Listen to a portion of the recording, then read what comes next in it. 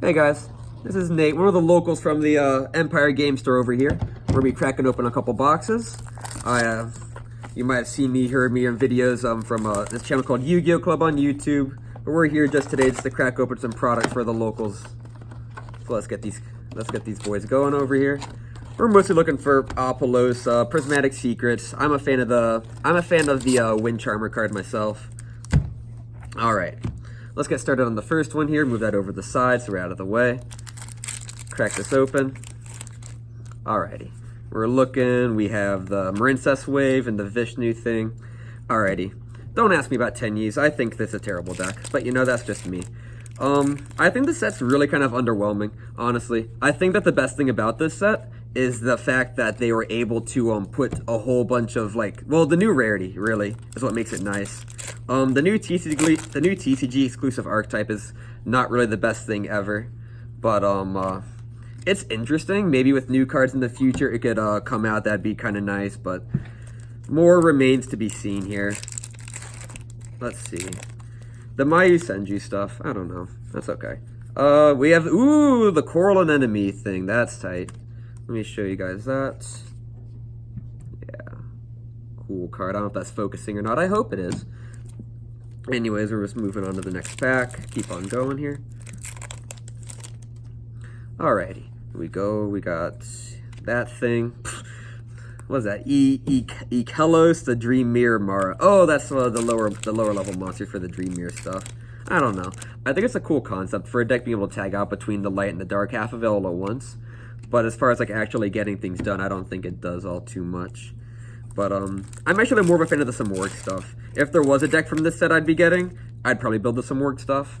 Either that or Marincess, but if I build Marincess, it would just be me playing Paleo with it. I wouldn't do anything special with it. But the Samorg stuff is really interesting. It's because it plays really cool, but I feel like the deck kind of lacks consistency in getting starters off to really matter. I'm really glad they finally printed this card because it came out 2 years too late. Is that too high on the camera? Okay, cool. Alright. Because Manicat would have been really nice for Paleo back in 2017, but we never really got a chance to play it because they just decided, we're just not going to print this card for 1 or 2 years. But that's fine, We don't need to play these cards. This is Is this a thicker pack? That's weird. We got a white thing. Okay, that's weird. I swear there's 1, 2, 3, 4, 5, 6, 7, 9 cards, but it felt like a thicker pack. That was really weird. I don't understand. I'm confused. Whatever. Alrighty. Next we have White Howling. That's a pretty good for Paleo. Alrighty. And last pack on the first stack here. We have another Manicat, I guess. And we have another Ikelos. Okay. Alright. It's decent. We got the 20. We have the better secret rare of the of those so far, which is nice. Slide those down under there. We're going to crack into the next set. Alright. Alright, another Manicat. We have the Boral Exceed Dragon, whatever you want to call that stupid thing. I don't know. It's kind of a terrible card. It's a 3K beater, which is interesting, but that doesn't really matter. Anyways, move on to the next one. We have the Dream Mirror of Joy, and another Fortune Lady. Man, that Fortune Lady support just isn't bad. Wait a second. That's not what I meant to say. Fortune Lady set is it just isn't good. Let's see here. Yeah, let's see. Okay. I know it gave them a reason to reprint all the stuff in the OTS sets, but I don't know. I wish they could have just kept that in Japan for a couple years instead of the stuff that we ended up getting. I don't know. This is the another secret from the set.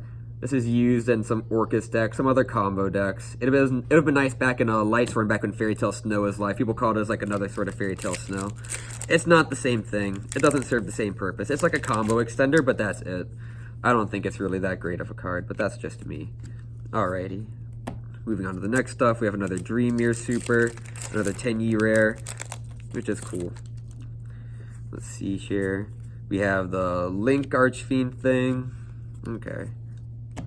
I don't know if there's any short print commons in this set, but usually I've always got an eye to keep out for those, because usually they're at least interesting cards. I mean, they're not always good, but it's nice to keep an eye out for them. Oh, we have the Fortune Lady spell. That's kind of cool. I mean, it's not great, but it's cool. Let's see here. It's a darn shame. I would like to get the Spirit of the Tenyi thing, because I know people around the shop over here are looking for it. Speaking of the shop, you can always visit the site online. What's that site called again? EmpireGameCenter.com. EmpireGameCenter.com. Yeah, let's see. We have some more, where they have all these awesome cards will be online for sale there, if I'm correct. It's a nice little online storefront. It's a pretty good thing. I've looked at it once or twice myself. I don't really buy cards online though anymore, so I guess you could say I'm old-fashioned in that regard. But as far as I'm concerned, as far as pretty much just cards have been played, they've been online. But that's because I started playing cards like, you know, early 2000s. I'm not old school or anything like that. Let's see here. Well, last card of the thing. I'm not expecting much. Let's not damage the cards though. Stupid packs. Alrighty. If you've ever tried to open an OCG pack, you'll notice that they're actually really difficult to open. How they're sealed is completely different from how they're sealed in the US and Europe and stuff. I think it's really interesting. Alright, so for the Ultras and Secrets, we have Fortune Lady Calling. We have that guy. He's got long name, McSheeds. X-Charge Dragon. We have Dreamer. We have Coral and Enemy, which is cool, and then Marincess Wave, which is like a decent card. I don't know if it'd be played in like Paleo Marincess, but it's a cool card nonetheless. Anyways, moving on to the next box. Alright, we're gonna crack into this. Alright. Oh, thank you, sir.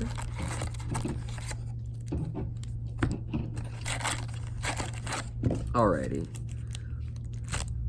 This is a pretty sick set. I'm more looking forward to, move those back over there, actually.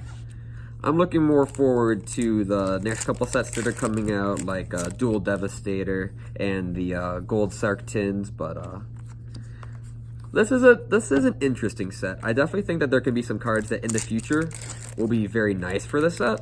Like cards like the White Howling, stuff like that. I do think those are like a lot of powerful cards. But as far as I'm concerned, this is kind of one of those dead summer sets where there's just not really that many great cards because it's a set that comes out like, you know, middle of the Megatins. Like Cybernetic Horizon was kind of like that, where it just had Boral Sword Dragon and it had like the Danger Secrets, but that was it. It didn't really have anything else of any real value. This is a cool card. I don't know if it's short printed or anything, but I was a fan of it back in the day. It's an interesting like stall card, but I don't know. I kind of wish it weren't common, but I know people wouldn't exactly be excited for it if it were any other rarity. But I don't know, I guess I'm just a little bit greedy for that. Hypernova Burst is... Well, let's go to the next super. We have another White Aura, another Tenyi. Alrighty, I wonder what we're going to get for the secrets in this box. It'd be really cool if we pulled one of those prismatic secrets that I've still never seen in real life. That'd be fantastic, but I also think it's extremely unlikely that it'll happen. We will see. We will see indeed. Let's see here. We have BES support. I forgot that was in here. That is something. I wonder if if this was the support that made the cards go like way up like over a year ago. 23, so no it wouldn't because that was printed in the set. In case you didn't know, you can always tell which cards are the OCG imports, as in the cards that just came in that we've been waiting for years, or not, based on what numbers they are. They're the world premieres, as they're called, the cards that are imported from Japan that they held for years, are always like around the 80s, I believe. And then the cards that are above that are then the TCG exclusive cards. I'll look at a Dreamer card and I'll show an example when I see one. But here's one. So this one is 94. Okay, so that means that the last 8 digits of the set, those are the cards that come in from Japan.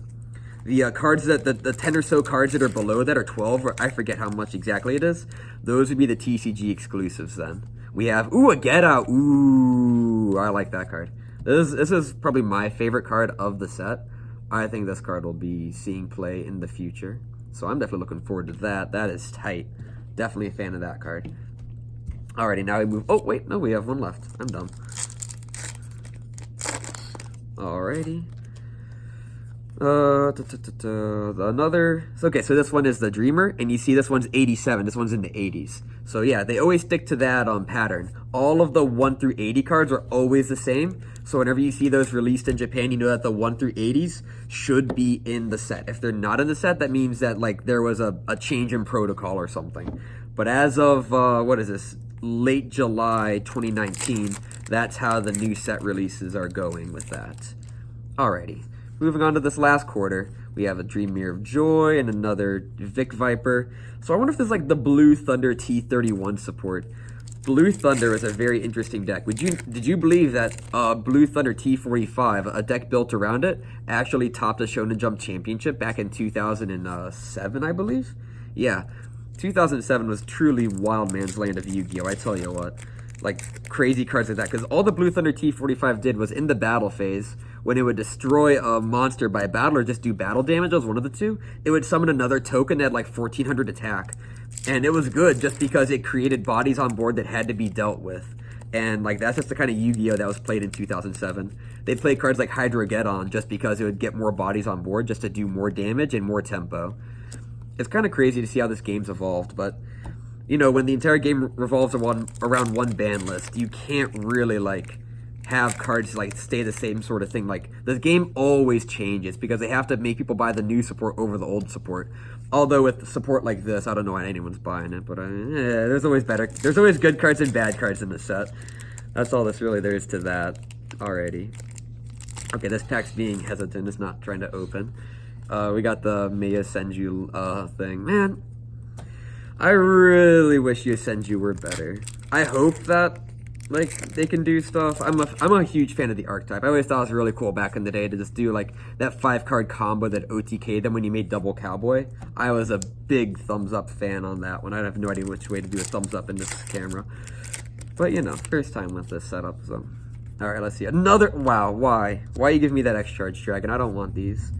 Alrighty, we have 4 packs left. Hopefully we pull one of those prismatics. I don't think it's very likely. Well, we know for a fact it's not very likely. Apparently, it's like 1 in every 18 boxes or so for US pools. So, yeah, unlikely. But man, it would be insane if we did. And I'm going to be hopeful because all you really can be is hopeful. We have the Dream Mirror of Terror, the Dark Tenyi, right? Is that what that is? No, that's actually the sneak peek promo. I'm sorry, I looked at it. That is unfortunate. Alrighty, 2 packs left. This should be a secret rare. It is! Oh my gosh, it's this one again. Why? Love the Beat Raptor. I guess that's okay. I mean, it's not a terrible card. It's a good card. But, I don't know. I'm just kind of being mean towards it because it's not, you know, a bajillion dollars. But, you know, whatever. But it's really interesting how sometimes boxes, they'll have the same secret rare and the location on both sides of the set. Like, that's how I was able to tell, like, that one's going to be the secret rare. Because that's where it was in the other side of the stack, too. The second to last pack. There's a secret. There's an ultra. Some supers. Alrighty, add those there. We got more supers. We got the Get Out. That's actually hype. I'm a huge fan of that card. Alrighty. But that's it for the pools, everyone. If you like any of these cards, make sure to go check it out on the site, you know. We have all these cards up for sale. I guess if they're not sniped in real life first, but you know. This is only Thursday. They got till Sunday before all the Yu-Gi-Oh! Players start coming in. Although there has been a lot of Yu-Gi-Oh! Action around here recently at Empire Games in Streetsboro, Ohio. Look it up on Google Maps so you can find out to come here. Sundays at 1 p.m. is the locals. Make sure to go. Support your local stores, absolutely. But here's the good pools, you know. I hope you guys like that. If you enjoyed the video, give it a like, comment, maybe what you're looking for. If you pulled a secret rare, prismatic, we don't believe you. All right, take it easy, guys.